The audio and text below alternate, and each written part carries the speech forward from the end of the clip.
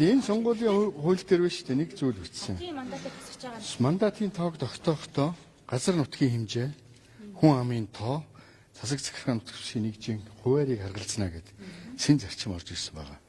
Тийм учраас ганцхан хүн амд тулгуурласан мандат гэдэг юм уу тийм олон хүнтэй газар олон мандат байна.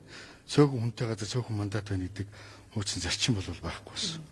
Тэгэхээр тэр бол газар нутгийн хэмжээгээр нь нутгийн нэгжийн хуваар гэдэг сумуудын тоо дээрээс нь хүн ам гэсэн гурван хүчин зүйлийг хамаарч мандат бол гарна гэж ойлгож байна. Яг одоогор бол мандат яатсан асуудал их хөл орж ирсэн юм ерөөс байхгүй байгаа шүү дээ. Миний мэдээ. Газар нутгийн хэмжээг оруулж ирдэг нь ямар учиртай болоо?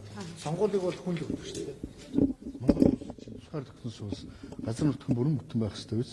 Алс хязгаар нутгуудад байгаа ард иргэд чинь хөрөнгө оруулалт нөхөхан байж тэнд чинь хүн ам сууршин биз? Тэгэхгүй эсвэл Улаанбаатартай бүгдээрээ бөөгнөрөөд хил хязгаараа эсвэл эзэнгүй байх юм уу?